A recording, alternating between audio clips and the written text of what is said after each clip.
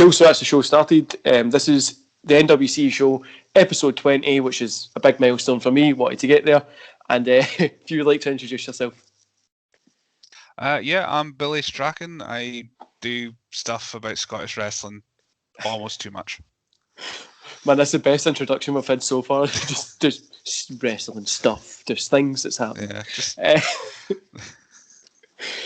So the first question we always kick geese off with, this is the one that we always start the conversation with, and then we've got one that we end it with. So what got you into wrestling? What was that moment that you're like, this is my jam?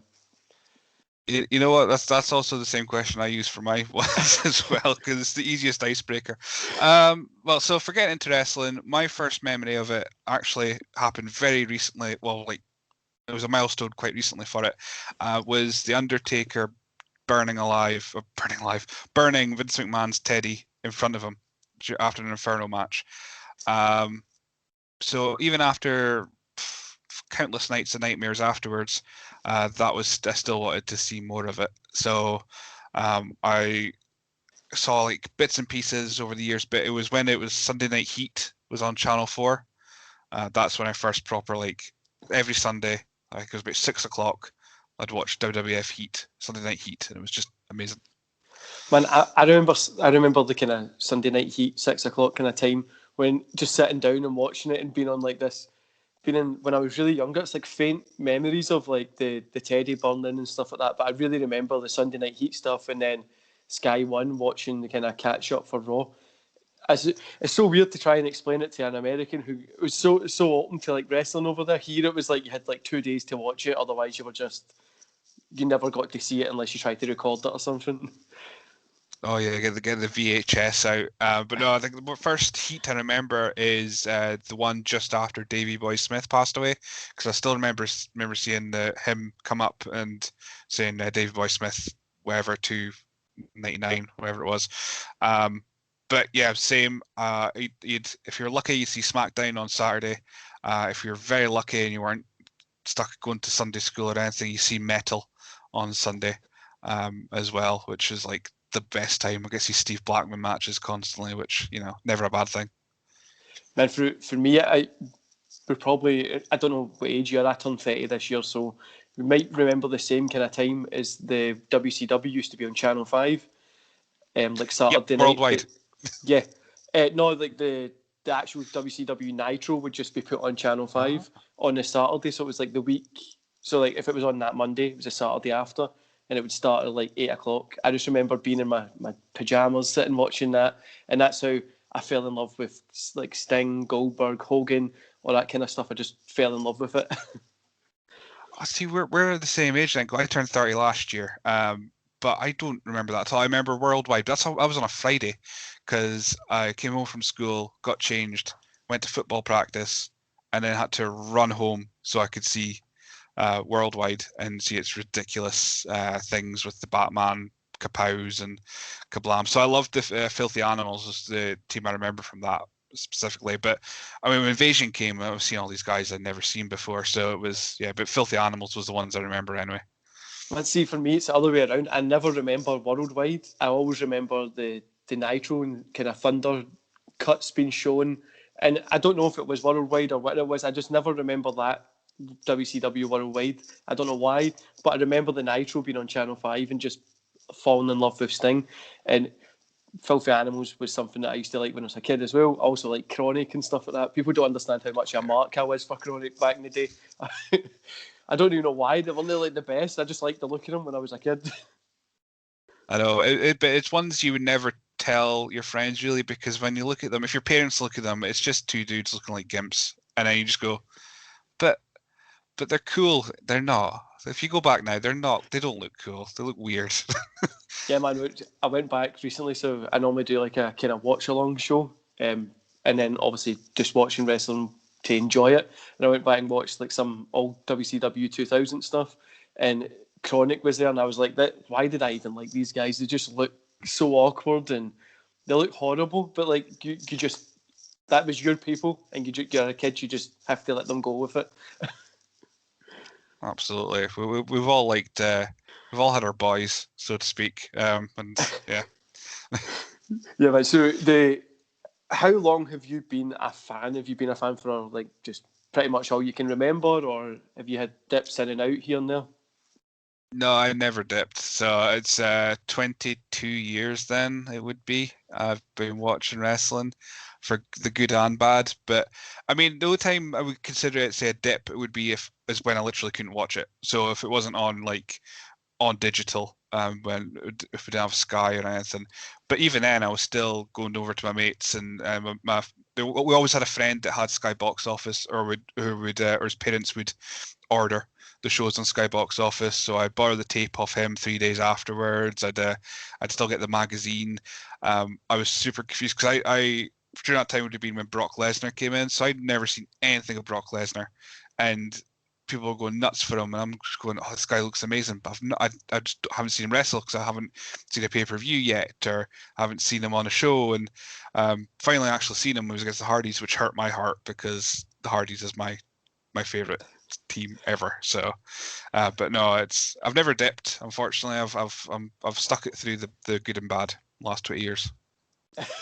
I'm pretty similar, man. I've always been a fan. I kind of fell out of love with it when I was training to be a wrestler. Had a few matches, and I'm the clumsiest person you'll ever meet in your life. I was on the side of the ring, and I don't know how I slipped. I fell off it and landed on my neck, and I broke my neck.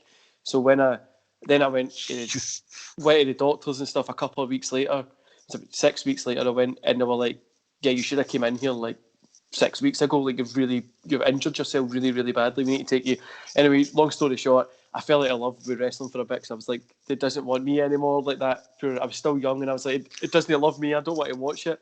But the best thing I remember about Brock Lesnar, the first time I ever remember really seeing him, is I was in a hotel with my mum and it was on like the TV and it was him putting the Big Show when the ring kind of broke. First time I really saw him and I was like, this guy's like insane. Because I remember getting magazines and stuff like that. Like you said, if it wasn't on normal TV, you just weren't seeing it unless you went and got like VHSs and stuff from your friends. But I remember seeing that in a hotel and I was like, this guy's like insane. I need to watch it. And I know I was a little bit later and I went and got all the DVDs from HMV and stuff like that, which was really cool to kind of get into Brock Lesnar back then. And I know a lot of people don't like him now. I know, but Brock Lesnar's always just been a spectacle. You just got to, if you overthink wrestling, then it's not fun. So just if you just remind it, he's a spectacle. He gets paid big bucks to come in and pop a rating, then just enjoy it. But no, 2003, I remember painstakingly when I first got a wage, when I started working when I was 16, eBay was my best friend for that kind of thing, and I ended up getting the whole 2003 set, like slowly, eventually, so it would have the nice 2003 spine back. These are all at my parents' house, unfortunately, because I'm grown up and I have got my own house, but I don't want to actually take my own stuff into my own house. But I've got like 300 DVDs up in their loft right now, and it's like, yeah, the 2003 set. So I can see like the forklift moment. Yeah. Was I think it was a last man standing match, or I don't know. I just know there's a forklift involved somewhere in this between Big Show and Brock, which was just insane at the time. Nowadays it looks like nothing, but at the time it was super amazing. Man, I think what a lot of people forget is, as much as people like, you look back on wrestling as well, like the Attitude Era and stuff like that, and you remember the good points of it, but people forget that there was stuff that they threw at the wall that was just terrible. Like even that 2003 period, there was stuff that was like, why are you even doing this? Why are you going down this? And they just stuck with it because nobody was really complaining because wrestling was just pretty much over everywhere, unless you were kind of on the dirt sheets and stuff like that. Obviously, you still had fans kind of complaining, but they just kind of stuck with it, which I think was hilarious back then. Like Mae Young giving birth to a hand, the Val Venus getting the penis chop thing, which was just hilarious to think about. Like in today's terms, that would just get cancelled. Kind Ty. Yeah. Do you think they would ever get away with doing the Indeed thing nowadays? No way they would ever touch it.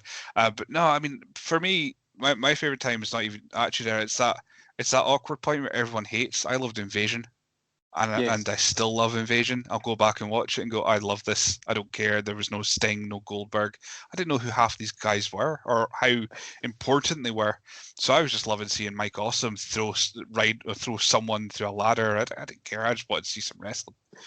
Man, I done a live stream the other day, and Sandy was like, "Oh, the worst point was the Invasion and stuff like that." And I was like, "I love the Invasion. I go back and watch it. Like, I know everybody thinks it's terrible booked. You can go back and like look back and be like, you should have got this and waited for this and whatever." But it's such a fun time in wrestling as well, because people were just turning up. And as a kid growing up at that point, you were just seeing Chronic come in. You had Buff Bagwell do like one match in SmackDown, sorry. You had like different guys, DDP pop in and stuff like that. You're just like, this is really cool. I just enjoyed it, which I don't get unless you experienced it. I don't think people understand how cool it was to see the kind of younger WCW guys come in. That's the thing for me nowadays. I've never read Observer newsletter. Never read one. I try and stay away from anything like dirt sheets because I just want to enjoy a show. I mean, I've been watching Thunderdome since Money in the Bank. I think was the first one I watched in Thunderdome, and I'm just enjoying for what it is. I don't care if people are going on Twitter afterwards going, "Oh, they could have booked this." I don't care. I just want to watch some wrestling. I don't care what the minutia is as long as I'm getting to watch some wrestling. I don't care what it is. People need to switch off sometimes and just enjoy. It's Panto. We're watching Panto 365 days a year. Just don't overthink it. Man, I think as well, a lot of people, I don't know if it's a Scottish thing or whatever, but like the way Scottish people think about wrestling is obviously it's like Panto and stuff like that. People do take it far too serious. If you go into like Twitter after AEW, NXT, it's just insane. Like, I just like wrestling. Obviously, my whole point in my channel is I will review the shows, but I keep telling everybody, like, it's my opinion. If I don't like something, you can like it. That's the beauty of wrestling. Like, I can think this is terrible, you can love it, and that's the best thing about it. No, everybody's going to love every single thing, but you're watching two people oiled up in a ring, jumping around, kidding on, they're trying to hit each other. Which you need to kind of just, like you say, shut off and enjoy what's happening. Just take it in, enjoy it, and let it go on. Absolutely. I've always felt awkward writing reviews because obviously I've done it for my site for a while, and the biggest criticism I ever got was I'm too positive. It's like, well, if I'm going to go in and just tear it all down, what's the point of me watching it? I want to pick out at least a couple moments I really liked. I'm going to focus on them. Some bits I didn't like happened, but this happened. I liked this. There was one review I did which was pretty negative. I just felt like we allowed to swear on this. Just out of curiosity. Yeah, no, that's fine. Do whatever you want. Swear. I felt like an arsehole afterwards. After I wrote it, I put it out there and I was just waiting for replies going, I just felt like an absolute dick writing that out. But no, I just like, yeah. If the worst thing people could say about me is I'm too positive, then I'll take it. I'll take that. Man, I think it's just like the thing that I always say is I'm not a big fan of Nia Jax. I don't really like her in the ring. I don't think she's that good. Like, I wouldn't go out my way to watch her, but she must be doing something right if she's still there. And I try and be as positive as possible. So I don't really want to sit and watch her matches, but I do it for the review shows. But I don't want like a kid or somebody that idolises Nia Jax to go along to my channel first time on the internet and they see me just bashing this woman. They'd be like, "Oh shit, I'm leaving the internet." So I try and keep it as positive as possible because I don't want to like ruin somebody's dreams if they idolise somebody and I hate them and I'm just bashing them. So I try and keep it as positive as possible because you know what it's like when you idolise somebody and then you tell your friends or you go on the internet tell somebody and they're like, "You're stupid," and you're like, "Oh, didn't you know that?" Oh god, that's the worst thing about anything. I mean, yeah, I mean, people may notice the only things I put up during a WWE show if I'm on Thunderdome will just be the odd joke because that just makes me laugh. It gets no likes, but I don't care. It made me laugh. My favorite one is still saying that I can't remember what the line was now. AJ Styles has faced the best wrestlers along the globe. And it made me laugh because, of course, he's a flat earther. But I mean, it's just, yeah, it's just you'll find negativity in everything. And if you spend your life on the internet looking at negative, being all negative, then what enjoyment can you have in life other than just being a troll? Definitely, man. I think I get it all the time. I get called bald all the time, as if I don't shave my head in the morning, knowing that I'm bald. I'm like, I get it. I know I'm bald. I can see it. I'm recording this. I'm editing it. I'm here. I can get it. But I know, and wrestler fans will be like, "Why don't you just book yourself with hair?" That's not how it works. That's just what you're given. Nia Jax is given the ability not to be able to do things well. We'll just run with it and just see how it goes. You've been born. I've been born with being follically challenged, but we just go with it. This is just how we live. The best thing ever. The reason I finished work today quite early, so we could kind of start this earlier because we had it scheduled later. I was in a meeting. The other meetings were got pushed, so I was like, "This is great. I have the rest of the day off. Go chill in the back in the sun and stuff like that." But my last meeting, and it just made me laugh, was the guy who was like, "Why do you not just grow your hair or go get like hair implants?" And I was like, "Well, I don't want hair implants, but if I could just grow my hair, like if I could just sit and think like, grow my hair, that'll work." I was like, it doesn't even make any sense what you're trying to ask me to do. But yeah, that was my date. That was my date work. If anybody's interested, it was a Do you get that thing when you grow your hair? I mean, I do. It's like I've got a whole head of hair, which people will find bizarre because I have to ask them to touch it. But it is blonde here, so it's a full head of hair. You can feel it all hair, but it's so light, and then it grows at the back. But the back grows quicker, so I end up with like a half mullet. So then I have to cut it because then I just look stupid. But yeah, yeah, we're hair chat. Who needs wrestling? Let's talk about hair instead. That's way better. This is what I mean, man. The podcast, we go off in tangents. It's a chat about wrestling, but you can talk about hair. You end up talking about it's all different kind of stuff. But I get what you mean with the longer bit at the back. I've got this wee island thing that grows here, and then like the rest of it's blonde, and I'm like, touch it. It's literally there's hair exactly. there. Like, touch it. No, touch it. Come on, it's all hair. I'm not bald. But no, I tried to grow it at the back because around about lockdown, and I think my wife just went, "No, that's no, that's not happening." That's the same with shaving. I'm like, I want to shave. Like, it makes me look younger. Obviously, I'm getting older. I want to keep it nice and trimmed. And she's like, no. Okay. I look like a thumb if I trim mine, so there's no point. No, man. I think if any younger guys are out there that are worried about losing your hair and stuff, it's all right. You get a nice breeze. It's a good. You get a tan all over. You don't need to worry about hair. Plus, you wake up in the morning, you just look good anyway. You don't need to worry about hair gels and combs and stuff. So it's a benefit. But what we're here for is wrestling, no hair. So, who's your favourite wrestler of all time? So, for me, I'd probably have to go for Sting because he gave me that pop moment when I was younger, and he got me into TNA. And I don't really like his stuff just now in AEW, but I still watch it. I'm a mark for Sting, so that would be mine. Who would be yours? Jeff Hardy. It'll always be Jeff Hardy. To the point where that was my first tattoo, was the Hardy Boys symbol. Yeah, I mean, obviously there was some weird stuff in 2008, but that's also when he won the title. So let's just WWE title. But no, it's always been Jeff Hardy. He's just been cool. Me and my mates, when we did Don't Try the, we always said don't try this at home. That's fine. We wrestled at school, and I was always Jeff Hardy, and because I climbed stuff. That was pretty much why. I think I was too scared to jump off it, but I would always climb up things. It was just cool. I went as Halloween as in 1 year. I had my nails painted black. I had those tubular support things. I had them cut out. I had a pair of tights over the top of it.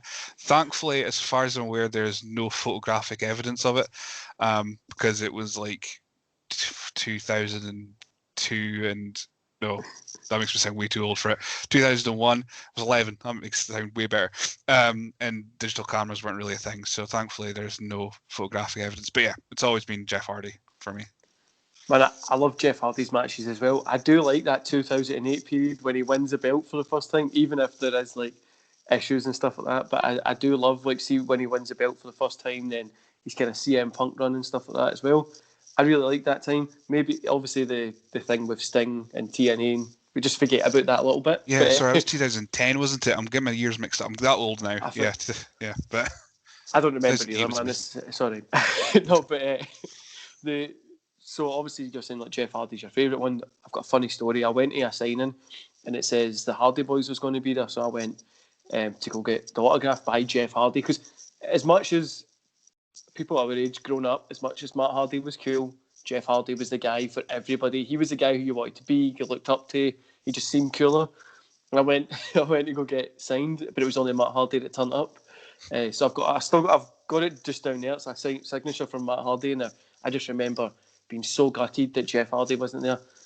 And like, it's not a good wrestler, I signed my stuff, but I was just so gutted that Jeff wasn't there.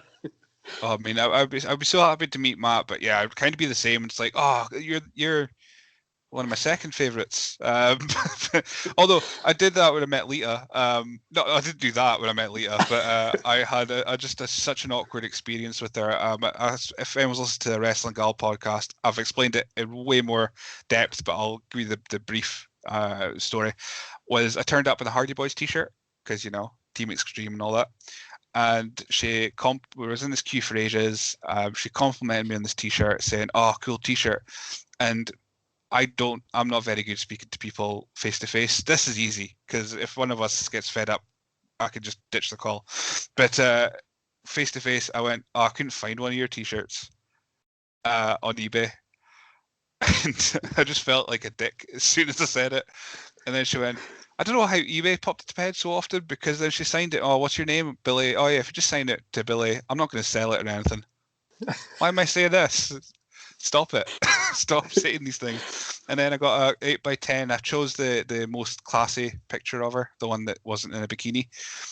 And then I don't think I said it to her at that point, but I was just like, well, at least I picked one with clothes on. And I loved Lita. Lita was my first like wrestling crush, so she was my favorite. But I've never felt as much as a dick after meeting someone as when I met her, because I just panicked. I went to shutdown mode and just let my what's the phrase? Open my mouth, let my belly rumbled, and it was just awful. Funny. But it's a good story. I've got something quite similar. It wasn't Lita, it was Worcester, so it was obviously Lita's a good looking women and stuff like that. I remember that time when we were growing up back when we were teenagers and stuff like that. It was good for grown up time, being at that age. But I don't know if you remember in Glasgow, it was HMV had John Cena coming in when he had the record coming out, like his record, which You Can't See Me. What an album. Still got it. I've literally still got it, man. I had it on the other day. But so I was in, and it was like all people there, people getting stuff signed. I was there to go buy a TNA DVD that was just kind of coming out in HMV. They had them every now and again, or it might have been 1PW.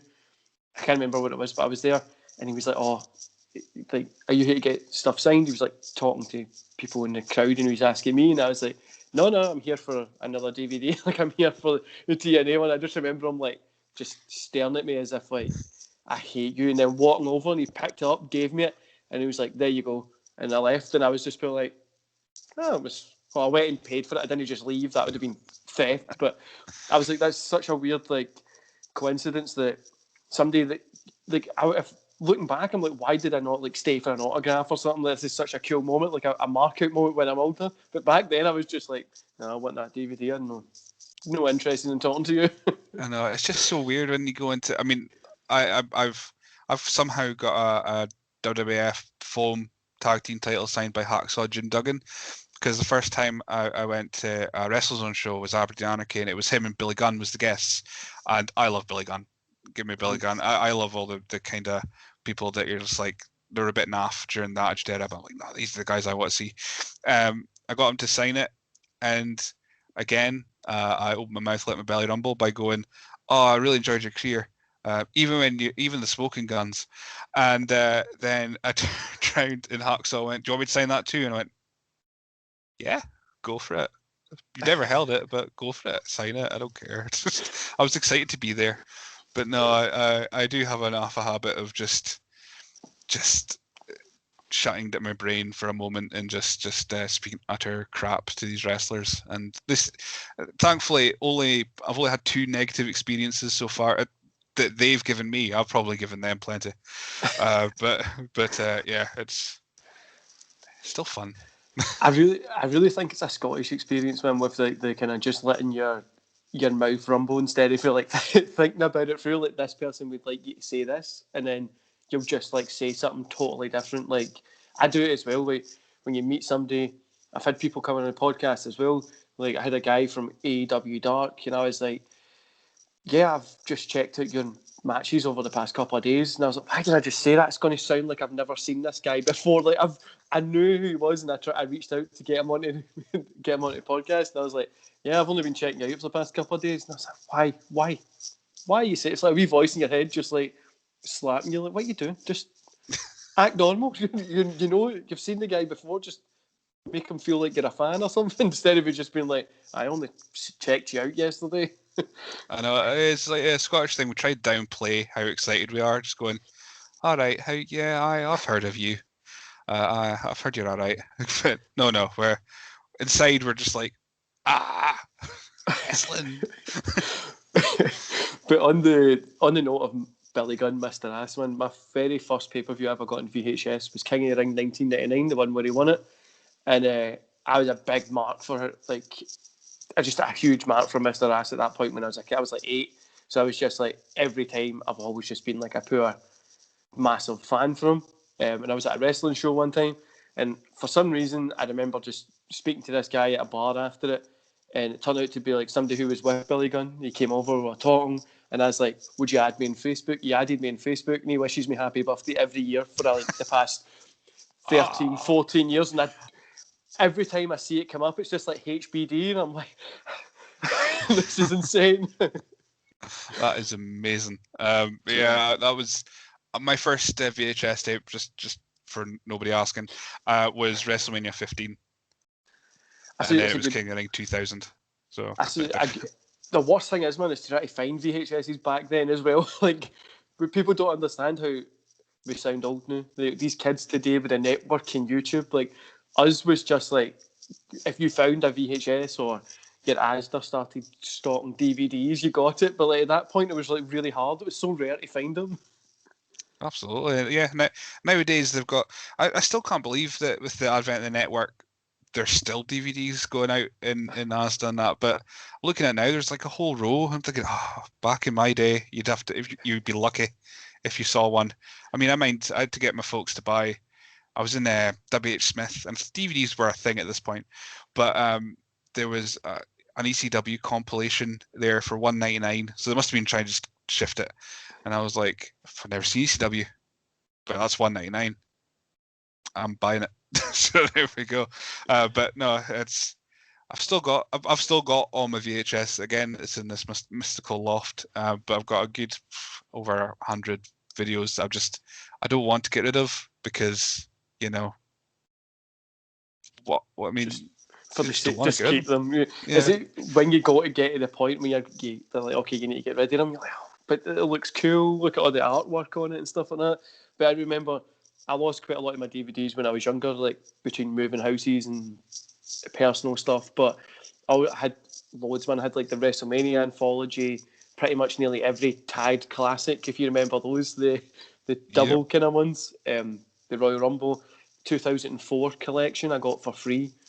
I ordered the Royal Rumble, I think it was, and I got a 2004 collection for free.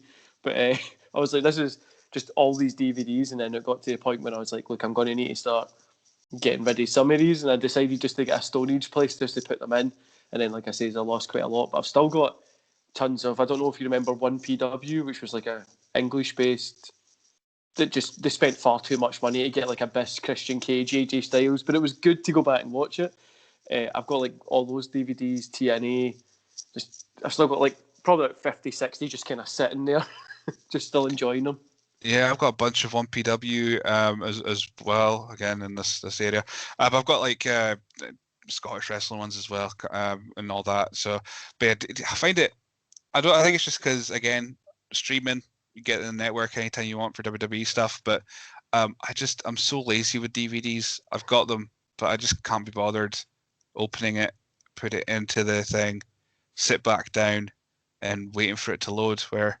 Whereas like streaming's just great. You just go, there we go, I'm watching it now. So thankfully places like YouTube, I don't know if 1PW does, but thankfully places are uploading stuff more frequently, which is great. It means I don't have to move. Man, I'm the exact same.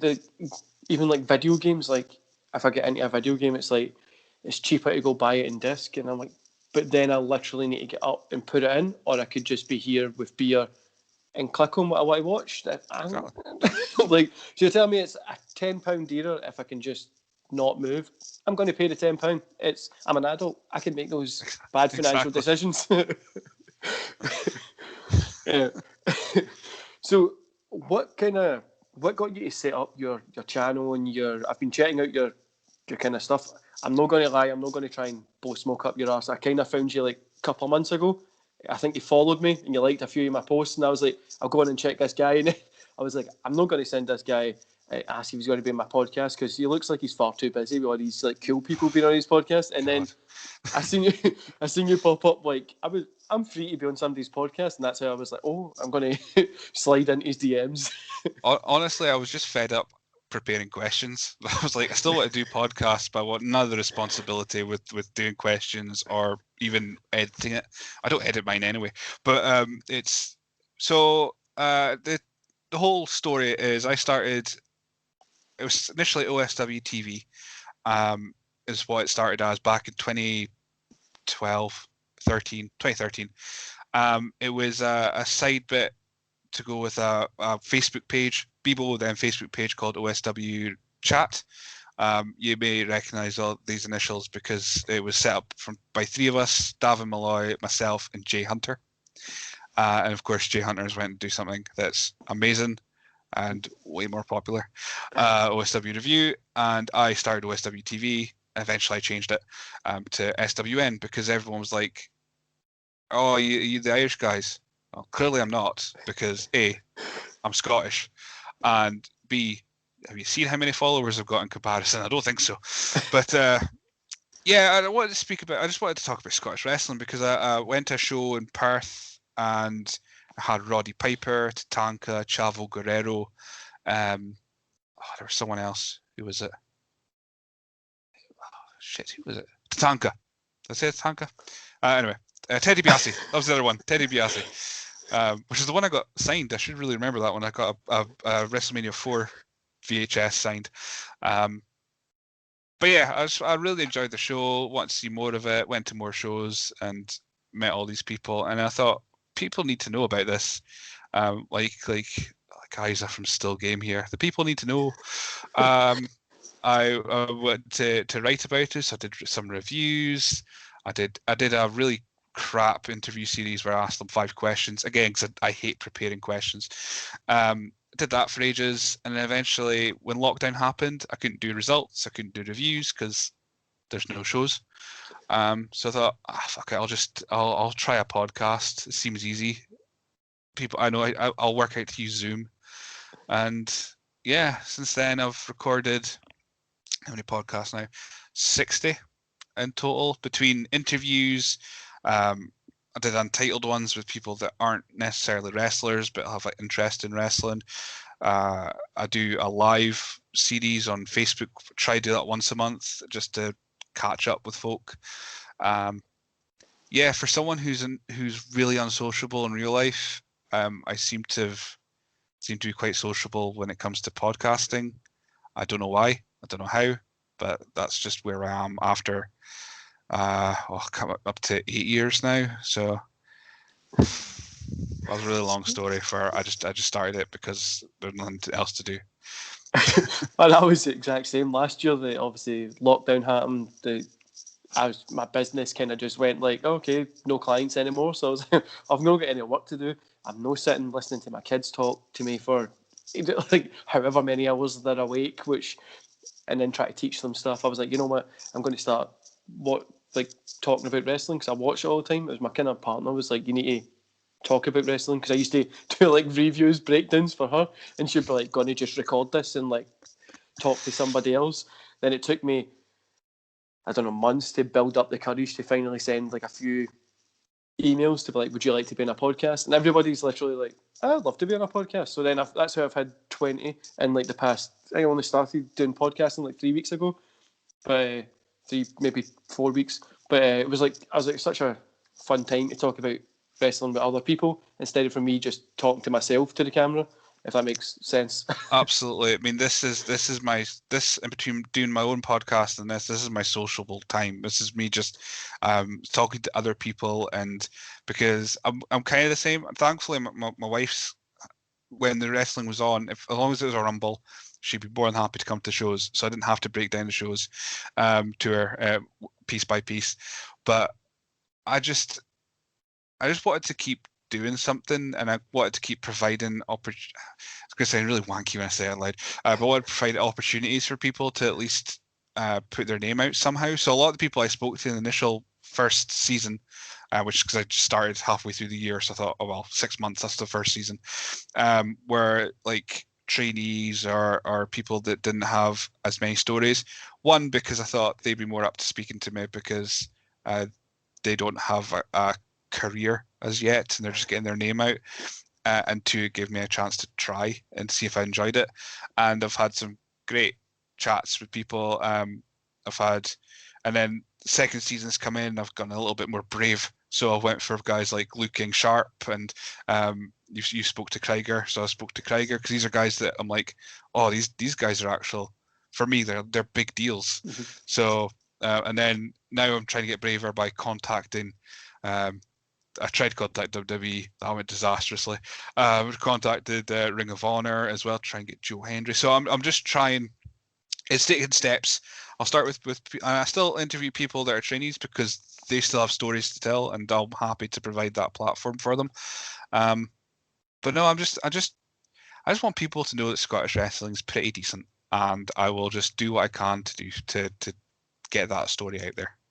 Yeah, man, obviously, I'm Scottish. I'm a big supporter of anything Scottish, but people forget, like, ICW. I remember going to watch them on Maryhill in Glasgow. If you know that area, it's a shithole. Like, it's it's like it's just a horrible. It's not horrible. It sounds poor bad because I don't stay that far from it. So it's a good shithole, if that makes sense. I don't know. Do they have internet? You might be safe.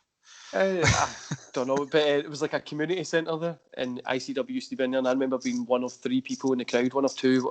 It was me, my friend, and I think somebody else was there, probably somebody's like wife that was in the show. But and then seeing them now, or seeing them sell out the Hydro, or kind of sell out the Hydro, I was like, this is insane to see how far they've came, which is so cool. But I remember the SWA was my first ever wrestling show I went to go see back when I was got to go see SWA, and I remember my gran was notorious for hating Ric Flair. Now, I don't know why she hated this guy, but she like you'll remember the DVD they brought out. It was like the collection of Ric Flair. So I was like, could you go down and get that for me when I was at school? And she was like, no, I'm not touching anything with him on it. I'm like, what did he ever do to you? Like, why you hate him so much? We went to this show, and it was Ric Flair's music came on to now, like, to break people's suspension of disbelief. It shows sometimes they use like other people's music. This other guy came walking out, and when she first heard the music before the guy came out, she nearly left, like she was ready to leave. And I was like, it's not going to be Ric Flair that's coming out in Bell's Hill, you know what I mean? Like he's not going to stow out. But she hated him, man, with like a passion. I don't know why. I really still to this day have no clue why she despised this guy so much.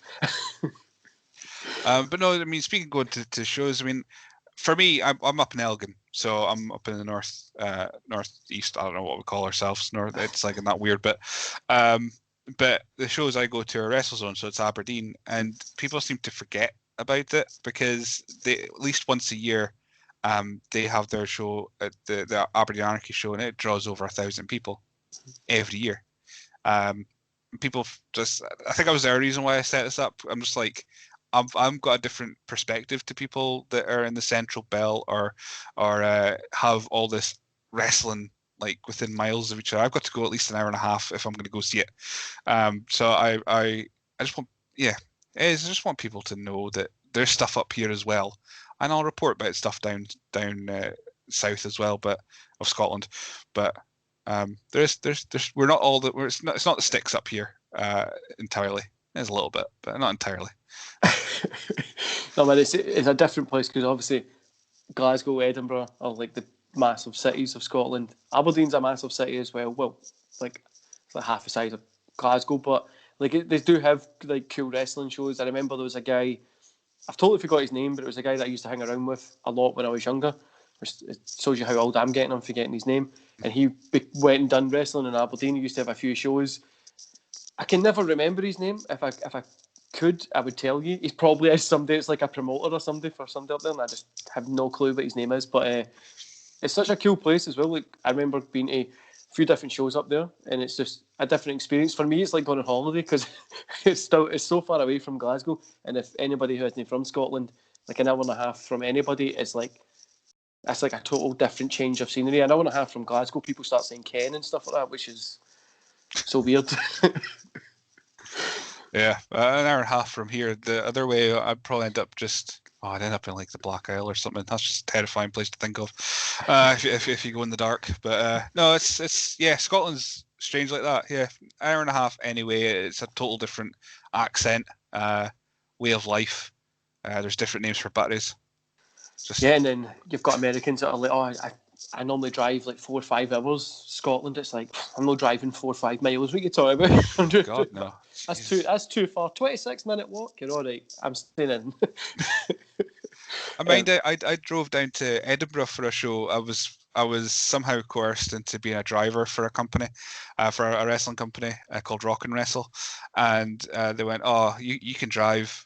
Do you want to drive down to Edinburgh for the show and come back up?" And I went, "Okay." I didn't really want to, but I was getting free tickets to the show, and I didn't have to pay for the fare, so I was gonna say yes for that. I ended up picking up Christopher Daniels, Kazarian, and then Chris Masters in this car. It was a weird day, but yeah, it was like 4 hours drive and then 4 hours back at night. I'm like, no, I'd rather just go to Aberdeen. It's just it's my wife drives if we go to Aberdeen, which is even better. So I'll stick with that in the future. But eventually, I want to go down to Edinburgh to see Discovery. That's my goal when the shows come back. But who knows when that'll be. Yeah, man, I'm just dying to get back to like go to ICW, Discovery, just anywhere there's a wrestling show in Scotland. I'm going to be going and doing like a cool wee series. But it's just you're kind of just waiting for the past like year. Like, is it back yet? No, all right, just sitting inside. But that's the weird thing. Yeah, I mean, when I had so many plans. I was going to go Aberdeen Anarchy this year was 2 nights. I was at the Northern Hotel, and I booked the hotel room at the Northern Hotel for the first night. And my plan was I was going to invite the wrestlers back to my hotel room and do some interviews. Now, every time I say this out loud, it gets creepier, because it's just me going, come back to the hotel room, we'll make a video. But that was my thought anyway. And then, of course, everything died and cancelled, and it's never happened. So hopefully next year I'll be inviting wrestlers back to my hotel room for some nice PG video clips. But I'm glad there's no way you I could finish that sentence without it getting worse. So. I'm glad you said interviews after it, because I was like, we're inviting people back to your room for like what are you doing anyway? But no. I just really love wrestling. Do I come up and see my collection? I've got like a big collection. I've taken my belt with me. Do you want to touch it? And I love how you're saying like, oh, I'm not like a sociable person, but like just approaching like a wrestler would be just like, oh, you want to come up my room? Like, I think it would be such a weird conversation to try and say to somebody, but it would probably work as well. Like, not in like a weird way or sexualizing. Do you want an interview in my room? Well, thankfully, I've spoken to enough wrestlers from up my end of the country to kind of, they'll know who I am, so that's fine. It's not going to be so weird. But yeah, it's still the thought of it just going up, going, how you doing? Welcome back to my room. It's still. I think I might have to send an email beforehand to make sure that they know I'm not being a creep about it. An email, photo, documents. This is exactly what I'm going to say. Please don't report me anywhere. I'm not an escort. No, man, I get what you're saying. I think that would be really cool. I've been talking quite a lot with a few guys from Target Wrestling in Carlisle, and I'm really trying to see if I can try and get down there, interview a few of the guys, do something with them, or try to get in touch with like ICW, Discovery, different guys. I just want to, when we can get back out, I want to be able to go and podcast at places, just a different experience instead of from just like this, sitting via Skype, which you feel quite quite weird. You don't know if the person's got trousers on. You're like, what's happening? It's such a weird experience doing it via Skype. And that's my. I'll make it a little bit more uncomfortable for for both of you talking about that there. Well, I mean, if it makes you feel any better, I am wearing shorts just now, so in case I stand up. Usually, most of my interviews are done. Here's peeling back the curtain. I'm wearing pajama bottoms, or something comfy, because nobody sees anything from this point onwards. So I'm just going to be as comfy as fucking possible. So that's how we're going to relax and enjoy this interview. And you don't know, you don't know how comfy I am, just chilling. I mean, I recently got a chair that leans back, which is the worst thing ever, because now I'm watching back my interviews, and I can see that's where my laptop is. That's why I'm pointing there. And I'm watching myself just slowly just get further and further back while listening to people speaking, and I look back going, "You just look rude as fuck." Just like going, "Just keep telling me your story." Yeah. Just you keep up. The worst thing that I've started to notice that I do is I'll look off to the side. I don't know why. I just start like, there's nothing over there. There's literally nothing in that corner of the room. But I'll just like, I don't know. It must just be like an attention thing. Like I really struggle to sit for a long period of time and listen to somebody speak. I know that's a pure weird thing to have a podcast with, but then I'll just like turn over to the side, and I've been done that as well. So I've got like a sofa in my kind of office, and I kind of just start laying away back, and I'm like, oh Jesus, need to come back. I've also got a bad habit with a pen, which has got a clicky top, and I click it once, and then I consciously go, oh, I can't click it back now, because then it's going to be another click on the audio. So I kind of click it again, but then I'm thinking, but what if the ink runs out? So I need to unclick it, so I need to slowly click it. And at the same time, I'm thinking, I still need to listen to what this person's saying, but my head's just overrun with, you need to unclick that pen quietly as possible. Man, I've been there as well. Like I've got these pens with the lids on it, but the worst thing is I start taking the lids off it, and then I forget, like, you're conversating with somebody, you put the lid on the wrong end, you start drawing in your hand. I look down, I'm just covered in ink. I'm like, why is this happening? And all this is going on. This is the life of podcasters, guys. This is behind the scenes. All this is going on inside your brain. Like, look, the state of me, what's happened, is you're still trying to have this conversation with somebody. Yeah. Which is... Yeah, it's the weirdest thing. Imagine if you're doing that face to face with someone, you'd have none of these issues. Like actual someone next to you, if you started slumping back and clicking your pen, they would just look at you going, well, you clearly don't want to listen to me, so I'll just leave. But no, we're on Zoom. You're stuck with me unless you want to end the call. No, man, I think it's a weird dynamic, and I can't wait for, obviously, COVID stuff to be over, and then to see how people act in front of people again. So like in big groups and stuff like that, like, is people going to be comfortable? Are they going to like not know what to do with like their lower body? People's going out with like their jammy bottoms on. Like, is this not what we do? I don't know what's happening. I'm excited to see what happens after. It's going to be a lot of fun. Oh, yeah. Can't wait. So, two questions we always like to ask as well is, what's something that you love about today's wrestling product, industry, community? Something positively that you like about it?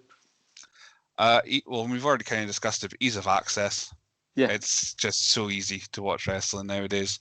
Like we were saying, back in our day, you'd have to either know a guy or hope that you'd see it in a shop window, and you get a video, and then you'd have to make sure it worked, and then you'd have to watch it once, and then wait for it to rewind back to watch it again.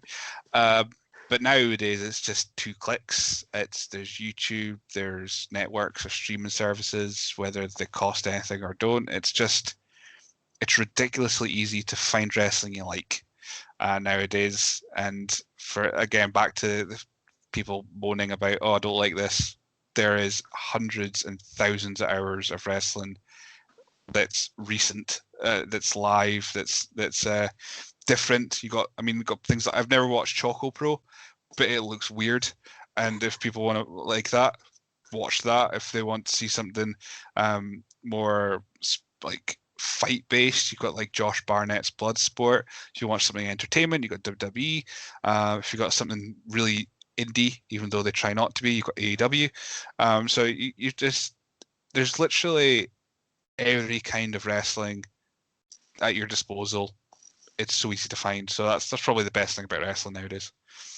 And that's what I always say. There's so much of it to watch, and if you don't like any of the new stuff, buy the network, buy Impact Plus, and go watch all the old stuff. Like, you've still got all that as well, and then that'll lead you into watching new stuff and stuff like that as well. It's insane how much there is. Like, you can watch a wrestling show every day on the network, and it'll take you however many years to get back to watching the same one, which is insane to think, especially like you says when we were younger. You're trying to source VHSs and like hoping your mum and dad will give you the money for it, which back then, no so much now. People were really, really stingy for VHSs. Like you said, you need to sit and rewind it back. Wait, you see a great moment. Well, that's like a 5-minute rewind setting. You always went too far or you went too forward. It was a pain. People don't understand it. Our age of people went through a hard time. I know. I dread to think what the generation before us had to do that to get a reel out, and had to hook it up to the old reel and get it going on the projector. But no, it's yeah. But people don't know the struggles of us. That's the typical, like, just, man, like I said, I'm turning 30 this year. I'm stressing about it. My partner turned 30 in February, so I'm the younger man in the house now, which is good. And I'm so stressed about turning that age, because I'm like, I'm going to be an old man. I know I'm not. I'm going to be the same person. It's just one day different. But that's me. Like, that's it. I can't do it. But taking it to the negative side of conversation, what's something that you dislike about today's wrestling product? What's something you dislike about the community product? Whatever. What do you dislike? Well, it kind of throws into the ease of access. It's people still whinging about wrestling, and just not switching off. I mean, I use social media quite a lot because I've got to plug the shows. Because if people want to know if I'm not on Twitter, going like, here's a show I've got on at the moment. But I'm quite lucky with my feed that I mute and block people quite a lot, so I don't have to see their negativity. But yeah, it seems to be a lot in the wrestling community. Nobody's got the right answer, and the only people that think they have the right answer are telling people they've got the wrong answer. So I get you there, man. That's the worst thing. Just fucking enjoy it. that's pretty much what I want to tell people. I'm like, oh, but if I say that, they'll come back with a bunch of stuff I don't want to deal with. So it's people finding the negative constantly for no reason other than clout.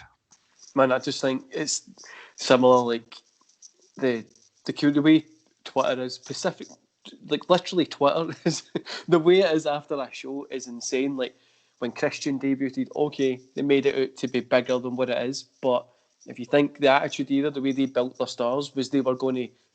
The way I keep saying is everybody thinks, like, for us, Christian is obviously just like we've grew up with him, same as Edge, stuff like that. So when they came back, it's somebody that we're used to seeing. They didn't build them up like, oh, they were old people, which is so weird. Like back in the Attitude Era, everybody hated the generation before, so it was like nobody really wants to see Hogan, Savage, like that kind of generation. But then everybody wants to see the Attitude Era people. There's never really been an end to that. Like there's never been like, oh, this generation hates them. It's like, oh no, we still like them. So when people complain about Christian, it's like, well, he's still kind of relevant. You know what I mean? Everybody's still trying to copy what they done like 20 years ago. So nobody's really moved on. Like nobody's trying to push it. And then when they do push it, it just turns into too many flips. But I get what you're saying, man. The negative stuff is just insane. Like the way people berate some wrestlers, like literally like I hate you, stalking them, telling them, and I'm like, calm down, like literally calm down. Like it's not a serious sport. You don't need to get that far. Exactly. That's the most like. And the fact that, I mean, I also say about wrestlers as well. The ones, it's a favorite quote that I've heard in a podcast. Can't remember who said it, but I'm now owning it. It's wrestlers that go on about marks and that. I was thinking, but you're a bigger mark because you like it so much. You're doing it. So who's the mark here? It's the wrestler. The wrestler's the biggest of the two because you're actually doing it, for better or for worse. But yeah, it's yeah. I just want to enjoy it. That's why I don't like getting into arguments on Twitter. If someone tries to say my opinion's wrong, I'll just ignore it. I don't care. I'm not getting involved with people telling me my opinion's wrong, unless it's something like super controversial, like I don't know, he who must not be named who murdered people. Say if I go around going, "Oh, they're the greatest ever," I'll quite rightly take flack for it because Ugh. But yeah, generally I don't like negativity. I'm which is weird being in a podcast world where people can critique your performances as an interviewer constantly. I don't like that controversy or what's the word? Confrontation. That's the one. I don't like it. So if anyone's watching this, listen to this, just leave me alone. Let me enjoy what I'm doing. Well, I honestly, I totally agree with you. For me, it doesn't bother me. I don't care if somebody doesn't agree with me. Like, everybody can have their own opinion. Like, if you might like something that I dislike, I might like something that you dislike. Why can we not just, if that's on the same show, we're both going to enjoy the show. I don't really care what anybody has to say. And the worst thing about is it Chris Benoit you were talking about? Well, that was the first example I thought of. I mean, there's many others, Jimmy Snuka, but I mean, there's many other examples, unfortunately. But yeah, it's if I said he's the greatest of all time, then I'm open to folk going, but he did something that kind of overrides it all. Like, fair enough, he definitely did. Every time that we mention Chris Benoit, and I'm doing a WCW. I've changed it to WCW Monday night. It's like the Monday Night Wars kind of. I watched them, reviewed them, and Chris Benoit is pretty prevalent in the Monday Night Wars. And the run up to WrestleMania, I'm doing quite a lot of top 10 countdowns of my favourite Manias and stuff, favourite matches. And again, Chris Benoit is WrestleMania 21. We don't agree with what he says. Every time I say his name, I say we don't agree with what he done. Anything like that.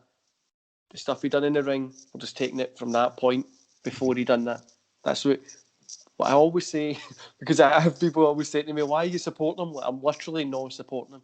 I've made a statement. I've said this every time I say his name, and they go, but you're still supporting him. Like, it was a good match, but...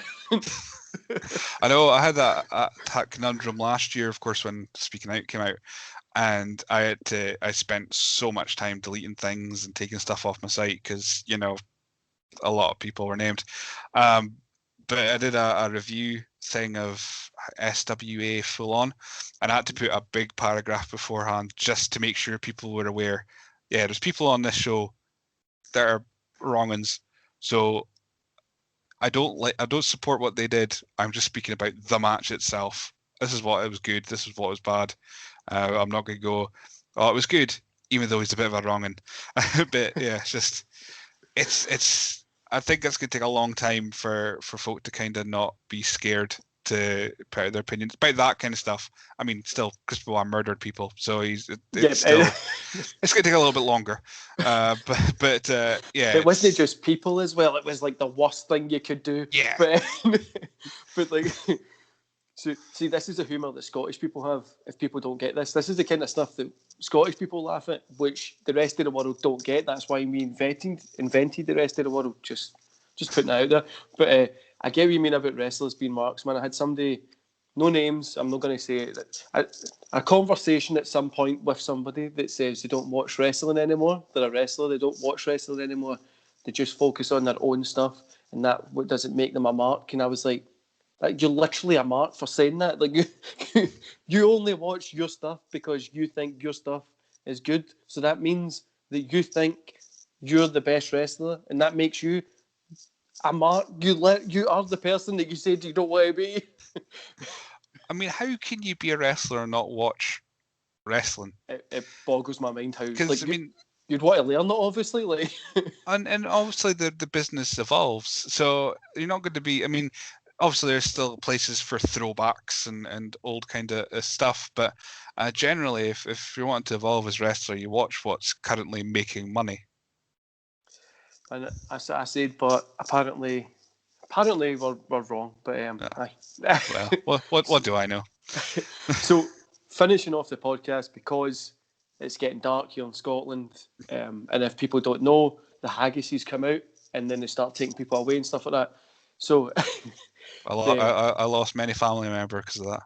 Yeah, man. They always think it's these wee cute things, but they're big, massive haggises, and it's a whole war thing. But right, so finishing off is we always ask this question: I'll give you my example so that you can kind of get what I'm saying. Is if you could replace anybody or add yourself to any match at any event or like Raw, whatever, in any time in history, what would it be? Mine would be I would replace Owen Hart against Bret Hart in the blue cage at SummerSlam '94. No, I love that match. I would have probably ruined it if I was in it, but I still would have done it just for the sake of it. What would your one be? I don't know why this has come. Like this won't be my answer as soon as we hang up, but the one that's come to my head right now is remember Raw, and it had the guest hosts, and I would be. Why is this one coming to my head? I would replace Zack Ryder against Dolph Ziggler because I'd come out with Hugh Jackman, and Hugh Jackman's fucking awesome. And I apologise to anyone that's listened to that because that's just the one that came to my head, and now I can't think of anything else. Any match ever. That's it. I'm coming out to the ring with Hugh Jackman because he's Wolverine. Man, Wolverine's my favourite superhero ever. I've got like this wee shell thing here that's got tons of Wolverine stuff on it, but that's such a weird match, and I think that is the most like niche, random like part of match we've ever had. It's normally always like a big thing, but it's your pick. That's what you've got. If you want to change it, let me know and I'll put it in the comments when it comes. So no, that's it. That's it. Now I'm friends with Wolverine. Wrestling can die after that. As long as I become friends with Wolverine, then I'll be quite happy. So yeah, that's what I'm picking. So thanks for being on the show, man. I've got your link tree down below. If people haven't checked you out, go read your blog posts. Your website's really cool. The guys that you've done a podcast with are really cool. I'm taking some tips from the way you speak to people because at least you. Oh, really? You try, man. I don't even. We were speaking about hair for like 10 minutes. I don't even have like I said like everybody breaking kayfabe for this. I send questions to people and I always go. I'll go on a tangent. Don't come up with answers for these because I go on a tangent. I mean, you say that, but two of the questions that are regularly in my podcast now are what your favorite dinosaur and what would win in a fight, 2 sheep or 1 cow. So I mean, I really don't think anyone should be taking tips from my interview style. Well, we can make the most. 2 people put together try to come up with something. Exactly. Man, so if you wait there, I'll end the cast and I'll tell you when it's going to go up and stuff like that. Cool.